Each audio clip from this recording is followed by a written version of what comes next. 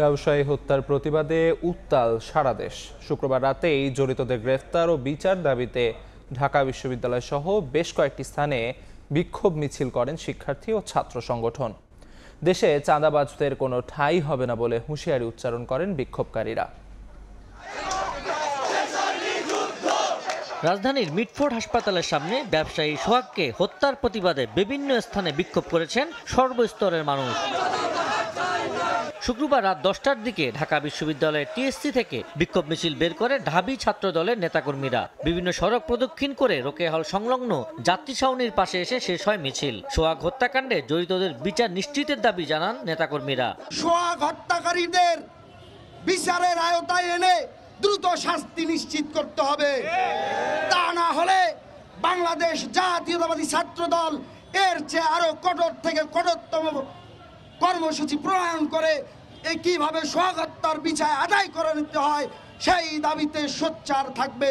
একই দাবিতে রাজু ভাস্কর্যের সামনে বিক্ষোভ সমাবেশ করে ইসলামী ছাত্র আন্দোলনের নেতাকর্মীরা। এ সময় প্রকাশ্যে এমন নৃশংস হত্যাকাণ্ডের প্রতিবাদ জানান তারা। একই স্থানে বুয়েটের শিক্ষার্থীরাও হত্যার তীব্র নিন্দা জানিয়ে সমাবেশ করেন। শিক্ষার্থীরা বলেন, একজনকে পিটিয়ে হত্যা কোনোভাবে গ্রহণযোগ্য নয়। অভিযুক্ত মাহিন, রবিন সহ সকল খুনিকে গ্রেপ্তার করে সর্বোচ্চ শাস্তি নিশ্চিত করতে হবে। সমগ্র বাংলাদেশে চাঁদাবাজি ও নিয়োগ বাণিজ্যের বিরুদ্ধে কঠোর ব্যবস্থা গ্রহণ করতে হবে। রাজনৈতিক পরিচয়ের অপব্যবহার করে অপরাধীদের রক্ষা করার সংস্কৃতি থেকে আমাদের বের হয়ে আসতে হবে। শুক্রবার রাতে জাহাঙ্গীরনগর বিশ্ববিদ্যালয়ের বটতলা এলাকা থেকে সন্ত্রাস বিরোধী ঐক্য ব্যানারে মিছিল বের করা হয়। হত্যাকাণ্ডের দ্রুত বিচার দাবি করেন শিক্ষার্থীরা।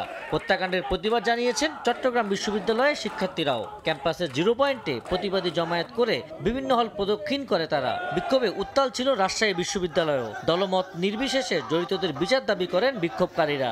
নতুন করে আর কেউ যদি দখলদারিত্ব করতে চায়, চাঁদাবাজি করতে চায়, টেন্ডারবাজি করতে চায়, তাহলে বিপ্লবী জনতা তাদের বাধা হয়ে দাঁড়াবে। আবার শহীদ তামান্না নিয়ে রাজপথে নামবো, কিন্তু আপনাদের এই অন্যায়, জুলুম, হত্যা আমরা মেনে নেব না, আমরা বরদাস্ত করব না।